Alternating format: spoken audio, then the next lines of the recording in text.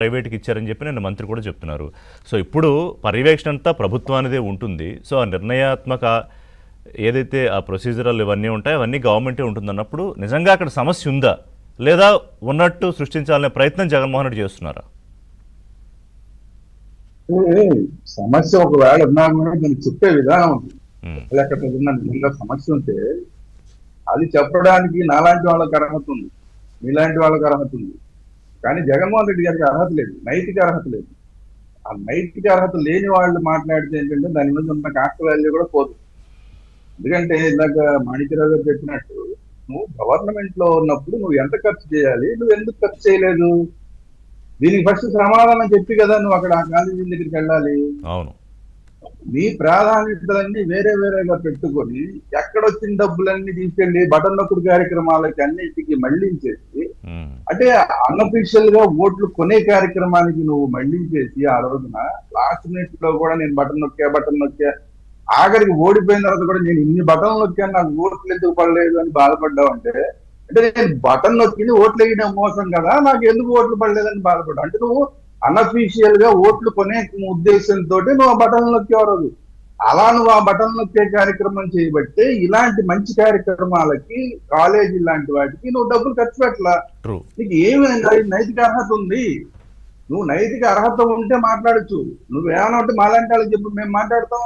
నువ్వు వెళ్ళడానికి నీకు అర్హత లేదు, వెళ్తే నవ్వులు పాలవుతున్నావు. ఏ బాబు జగన్మోహన్ రెడ్డి గారు, మీకు ఎన్నోసార్లు చెప్పాం మేము, ఆ రోజు మీరు వినలేదు. ఇందాక మాణిక్యరావు గారు గుర్తు చేసినట్టు రంగులు వేయడానికి మీ పార్టీ రంగులు వేయడానికి 1500 కోట్లు, తీయడానికి 1500 కోట్లు, మొత్తం 3000 కోట్లు సుమారు. ఆఖరి గేదెల కొమ్ములు కూడా రంగులు వేసే స్థాయికి శ్మశానాల గోడలు, కరెంటు పోల్స్ నేను ఒకసారి చూసి ఒకసారి వెళ్ళినప్పుడు ఆశ్చర్యపోయా, పోల్స్ కూడా రంగులేసారు ఏంటి అని, ఈ ఎలక్ట్రికల్ పోల్స్. శ్మశానాలకి గేదెల కొమ్ములకి వేసే డబ్బులు నువ్వు నిజంగా కనుక నీకు ప్రేమ ఉంటే ఈ మెడికల్ కాలేజీలకి కనుక నువ్వు ఆ రోజు ఖర్చు పెట్టుంటే ఇవన్నీ అయిపోయాయి కదా. ఈ రోజు చంద్రబాబు నాయుడు గారికి అవకాశం వచ్చేది కనుక ఆ పేరంతా నీకే వచ్చేది కదా.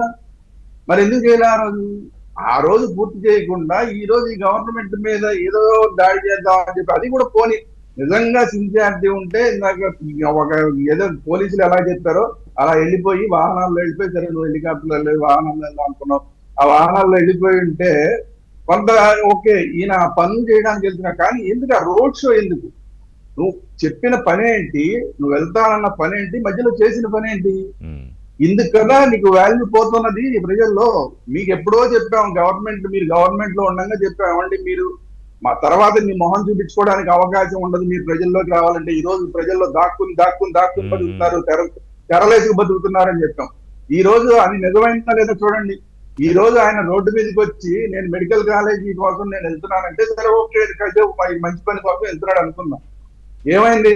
ఏమని అడిగారు ప్రజలందరూ? ఏమని అడిగారు? ఏమైనా నువ్వు డాక్టర్ సుధాకర్ కి మాస్క్ ఇవ్వకుండా చంపేసినాడు, నువ్వు ఎట్లా వస్తావని అడిగారు. మేము ఆ రోజే చెప్పామా, నీ పరిపాలనలో నువ్వు ఈ రోజు దాక్కుని వెళ్తున్నావు, రేపు పొద్దున్న నువ్వు మళ్ళీ రోడ్డు మీదకి నీ అంతటూ వద్దాం అనుకున్నా కూడా ప్రజలు నిన్ను చీకొడతారని ఆ రోజే చెప్పాం. ఈ రోజు మిమ్మల్ని ఇది ఫస్ట్ టైం కదా ఈ 15 months లో, అంటే ఇంత నేరుగా గో బ్యాక్ అని నినాదాలు చేసి దాదాపు నిరసనలు చేసిందంతా ఫస్ట్ టైమేనా? అంతే కదా. ఇప్పుడు ఇంకొకటి ఏంటంటే ఈయన తన ఓటు బ్యాంక్ దళితులు అనుకున్నాడు, మా ఓట్లు సపరేట్ ఉన్నాయన్నాడు. మీకు గుర్తుంటే ఎమ్మెల్సీ ఎలక్షన్స్ అప్పుడు అవి టీచర్స్ ఎలక్షన్స్ అవన్నీ జరిగినప్పుడు ఏమన్నాడు ఈయన, మా ఓట్లు వేరే ఉన్నాయి అని చెప్పారు వీళ్ళు. ఇవి మా ఓట్లు కాదు, మా ఓట్లు వేరే ఉన్నాయి. అంటే దళితుల ఓట్లు మావి, రెడ్ల ఓట్లు మావి, లేదంటే మా మైనారిటీల ఓట్లు మావి అనుకున్నారు.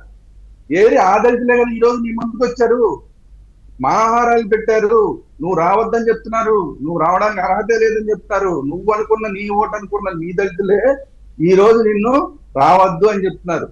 ఆ ఒక్క మాటకి సమాధానం చెప్పు డాక్టర్ సుధాకర్ కి నువ్వు ఎందుకని మాస్క్ ఇవ్వలేక, కేవలం ఒక డాక్టర్ కి మాస్క్. ఇప్పుడు నువ్వు ఏదైతే రిలేషన్ చూడండి, నువ్వు మెడికల్ కాలేజీ గురించి మాట్లాడుతున్నావు, మెడికల్ కాలేజీలో ఉండేది ఎవరు? డాక్టర్లు, పేషెంట్లు, లేదంటే ఇంక వాళ్ళ బంధువులు, వాళ్ళందరూ అక్కడికి వస్తారు. నువ్వు అలాంటి ఒక డాక్టర్, అక్కడ ఉండి పని చేయవలసిన ఒక డాక్టర్ ని ఈ రోజు నువ్వు ఒక మాస్క్ ఇవ్వకుండా అతను పిచ్చోడు అని చెప్పి ముద్ర వేసి చంపేసిన విధానం ఈ రాష్ట్ర ప్రజలందరూ చూశారు కదా. రోడ్ల మీద ఎలా దొల్లించారో, వైజాగ్ రోడ్ల మీద అతన్ని ఎలా దొల్లించారో చూశారు కదా. ఒక దళిత డాక్టర్ ని కేవలం మాస్క్ అడిగిన పాపానికి, అది కూడా దారుణమైన కరోనా ఉన్న టైంలో ఒక్క మాస్క్ అడిగిన పాపానికి మీరు ఒక దళితుడిని ఆ విధంగా, అదే మెడికల్ కి సంబంధించిన మెడికల్ ఫీల్డ్ కి సంబంధించిన డాక్టర్ మీరు ఆ విధంగా చనిపోయే పరిస్థితులు తీసుకొచ్చి ఈ రోజు నీకు ఏం నైతిక అర్హత ఉంది? నువ్వు అసలు మెడికల్ కాలేజీల గురించి మాట్లాడే అర్హత నీకు ఎక్కడ ఉంది? నీకు అవకాశం ఉన్నప్పుడు డబ్బులు ఖర్చు పెట్టలేదు. నీకు ఒక డాక్టర్ని నువ్వు దారుణంగా అతను చనిపోయే పరిస్థితి తీసుకొచ్చి దళితులు, మీరు ఎవరైతే దళితులు ఆ దళితులే ఈ రోజు మీకు వ్యతిరేకమయ్యే పరిస్థితుల్లో ఏమి నైతిక అర్హత? అంటే ఇంకోటి ఏంటంటే శ్రీరామ్ గారు, మీరు అబ్జర్వ్ చేస్తే ఇంతకుముందు కూడా మీరు అన్నారు ఒకసారి, జగన్మోహన్ రెడ్డికి ఎవరో ఏం సెల్ఫ్ గోల్ వేసుకోవడంలో ఆయనకే ముందు ఉంటాడు. ఇప్పుడు మెడికల్ కాలేజ్ వ్యవహారంలో అదే జరిగింది. పైగా ఇప్పుడు ఇందులో అవినీతి వ్యవహారం కూడా ప్రజలకు తెలిసే అవకాశం వచ్చింది. అంతే కదా. ఇప్పుడు ఇంకొకటి ఏంటంటే, ఇప్పుడు చంద్రబాబు నాయుడు గారు ఏం చెప్తున్నారు, అసలు దీన్ని పీపీపీ మోడ్ లోకి వెళ్ళాలి ఎందుకు వెళ్తున్నారండి అని అడిగితే ఏం చెప్తున్నారు, మన దగ్గర డబ్బులు లేవు, ఖర్చు పెట్టడానికి డబ్బులు లేవు అని చెప్తున్నారు. ఎందుకు ఆ డబ్బులు లేవు? నువ్వు బటన్ నొక్కే కార్యక్రమం చేసేయడం వల్ల నీ ప్రభుత్వం ఉన్నప్పుడు అనవసరంగా బటన్ నొక్కే కార్యక్రమానికి డబ్బులన్నీ ఖర్చు పెట్టి నువ్వు ఖజానాన్ని ఖాళీ చేసేయడం వల్ల. అందుకే కదా ఈ రోజు నువ్వు ఖర్చు పెట్టలేకపోయి, ఈ రోజు ఈ గవర్నమెంట్ కూడా తను ఖర్చు పెట్టలేకపోయిన పరిస్థితి కారణం ఏంటి? దానికి కూడా నువ్వే కదా కారణం. సో ఆ విధంగా కూడా నీకు నైతిక లేదు కదా. ఈ రోజు ప్రభుత్వం కనీసం ఖర్చు పెట్టలేని పరిస్థితిలో పీపీపీ మోడ్ లోకి వెళ్తోందంటే దానికి నైతిక బాధ్యత కూడా మళ్ళీ నీదే. సో ఇన్ని రకాలుగా మీరు తప్పులు చేసిన వాడు ఏదేదో సినిమాలో ఉంది, ఏ తప్పు చేయని వాడే ముందు రాయి విసిరాలని. నువ్వు అన్ని తప్పులు చేసిన వాడు నీకు రాయి విసిరే అర్హత ఎక్కడ ఉంది? నువ్వు రాయి విసిరితే మాత్రం ఎవరు పట్టించుకుంటారు? అదే అంటే ఇప్పుడు అందుకే అంటే అదేదో సినిమాలో ఉంది, ఏదో అనుకుంటే ఇంకేదో అయిందని. అలాగే ఈయన పాపం నేనేదో గొప్ప పని అంటే అది కాదు, ప్రతిసారి అలాగే అవుతున్నా. ఆయన ఒక 10 ప్రోగ్రామ్స్ తీసుకున్నారనుకోండి 15 నెలల్లో యావరేజ్గా, ప్రతిదీ బూమరాంగ్ అయింది, ప్రతిదీ ఫెయిల్ అయింది. ఆయన భాగవతాలే బయటపడినా కూడా ఏదో దండయాత్రలాగా ప్రతిసారి ఏదో తీసుకుని బయటకు వస్తాడు ఆయన. ఇప్పుడు నీ కారు కింద మనుషులు పడిపోతేనే నువ్వు పట్టించుకోకుండా వెళ్ళిపోయినాడు. నీకు అసలు మానవత్వం గురించి మాట్లాడే అర్హత ఉందా? పేషెంట్ల గురించి మాట్లాడే అర్హత నీకుందా? అక్కడ ఉన్న పేషెంట్లకి ఏదో అయిపోతుంది, లేదంటే అక్కడ ఉన్న పిల్లలకి ఏదో నష్టం జరుగుతుంది, స్టూడెంట్స్ నష్టం జరుగుతుంది అని నువ్వు అసలు మానవత్వమే లేకుండా నీ కారు కింద మనిషి పడిపోతే తొక్కుకుంటూ వెళ్ళిపోయిన పరిస్థితి పన్ను చూడలేదు. మళ్ళీ కనీసం వెళ్ళి పలకరించావా, ఫ్యామిలీని పలకరించావా, అది కూడా చేయలేదు. ఇంటికి పిలిపించుకున్నారు. అదే అంటున్నా, అంటే ఎంత, అది కూడా మళ్ళీ అదే అంటున్నా, ఎంత అహంకారం. నువ్వు వెళ్ళి పలకరించాలా?